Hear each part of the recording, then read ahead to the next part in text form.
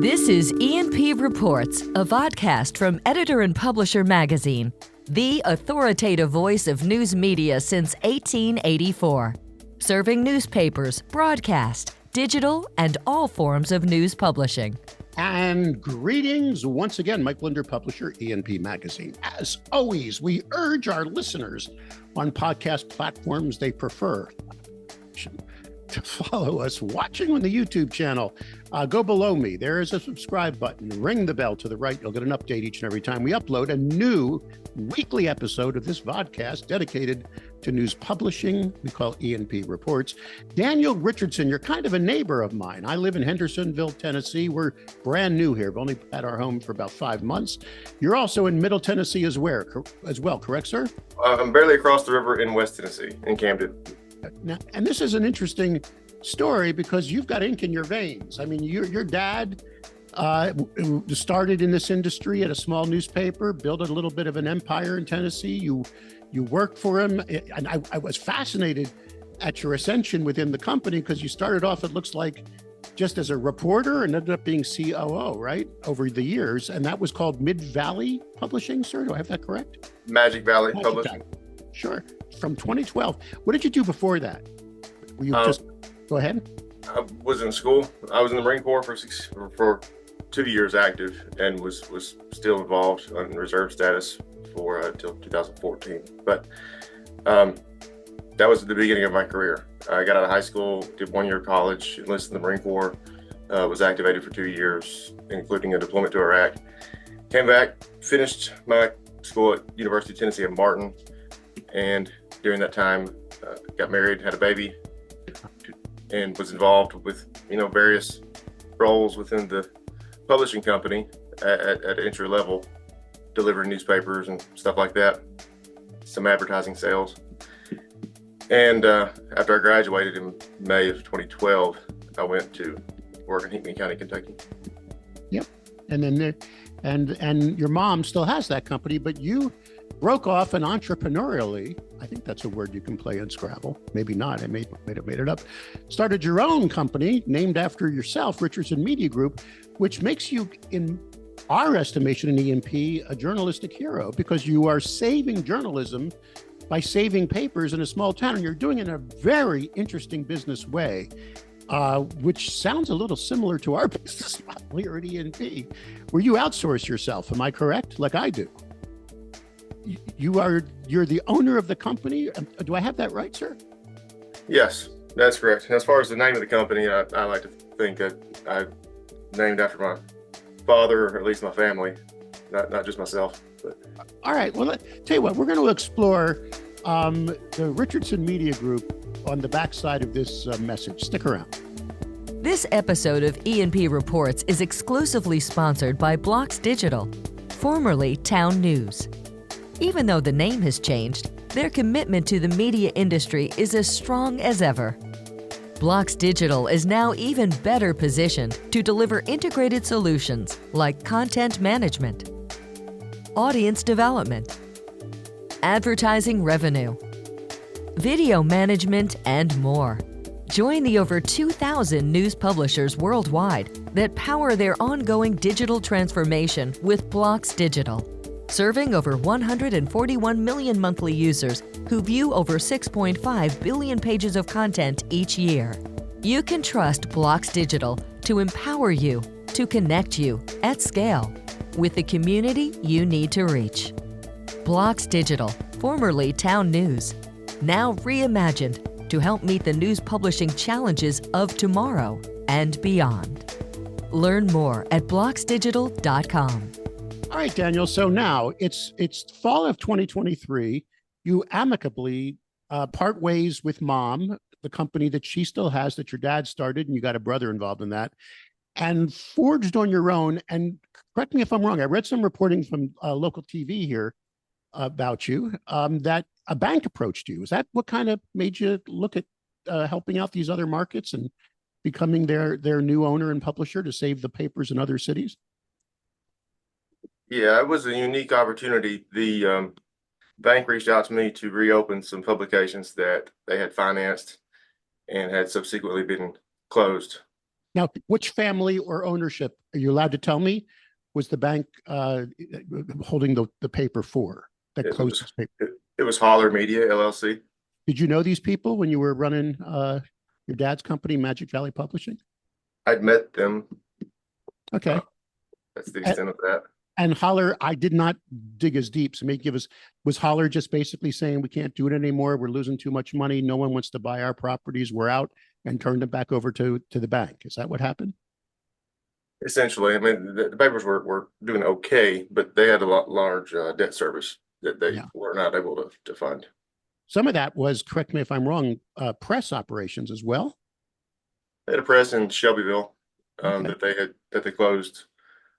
Wow. Sometime before. Now, how are these towns that Holler had? How close are they to each other? Are they kind of clustered? Is it like one region of Tennessee? There's a cluster in the Upper Cumberland area. It's in Livingston, which is Overton County, and Jackson County, Clay County, and Fentress County. Those are all contiguous with each other. And then the other paper was the Shelbyville Times-Gazette, which was in Shelbyville. Just for our audience who doesn't know mid-Tennessee where you are, what kind of towns are these? Are these rural? Are these suburban? What kind of markets are you serving, sir, now? The Upper Cumberland communities are all very rural. Clay County is a very small county. I think less than 6,000 people in the county. And that's the smallest of the four, but all four of those counties up there, I would say, have a population of less than 25,000 each. And the Shelbyville is a little bit different. Bedford County has, I think, 51,000 people. Shelbyville is a good sized town. Okay. It had a daily newspaper and a press for a long time. I read the story there. The woman who was running the Shelbyville paper said that she got a phone call that she'd lost her job. And that must have been when the Holler family turned them over to a bank. And then how quickly did the bank and you cut a deal where you were going to save these towns from losing their papers? I mean, give me the timeline now. When was this, and how quickly did you save these communities from losing their voices? Shelbyville Times-Gazette was the first one that was closed down, and it was closed in mid-July. Yeah. And then the Upper Cumberland publications were closed at the end of July. On a Friday, that was when the day that they closed down was the day that the bank reached out to me.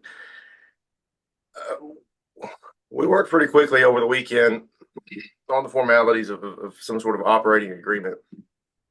However, they couldn't hire me technically to run the publications until after they foreclosed on them, which would take some time, because of just the foreclosure process.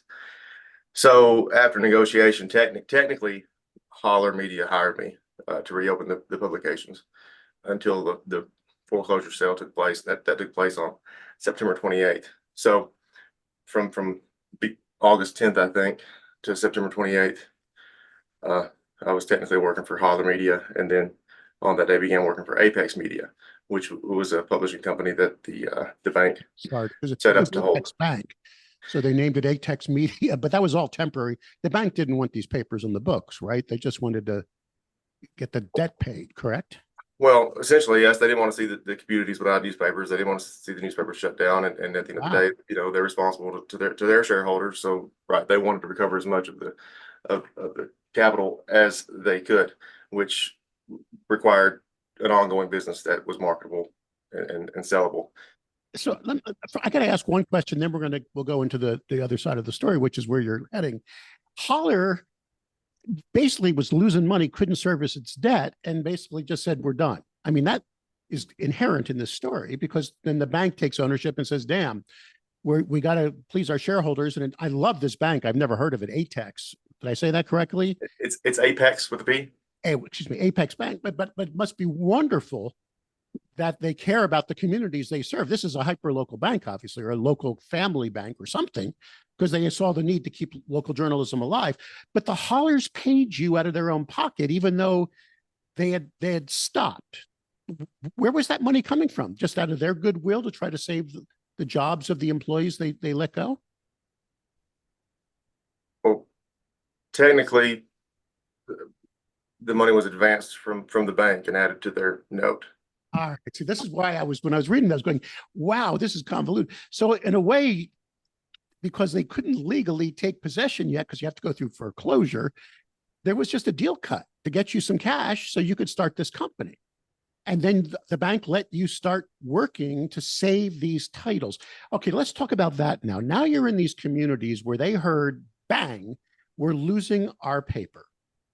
Then these communities somehow heard, either through social media or grapevine or something, bang, no, we're not. There's this gentleman who was working with another media company. He's got ink in his veins. His name is Daniel Richardson. He's coming in. He's going to make sure this community gets served with local journalism. How did it feel? What kind of response did you get? Did you meet with civic leaders, bank leaders, Chamber of Commerce? What was it like when you went into these communities and said, I'm leaving my family business? And you said amicably. There was no, I hate my family. This was all just because you had an opportunity to go off on your own and build your own company. What was it like? How were you received, sir? Not the same way in every community, I've got to say, but for most cases, the communities and the community leaders were very excited to be able to get their newspaper back. And a community newspaper is something that I think most communities take for granted, and you don't think much about it until it's gone. And I think that was the way it was with those communities. And once then you get the news that your newspaper is gone, and I think it hits home a little bit. And so but also I was greeted with some skepticism, honestly. A stranger from out of town coming in.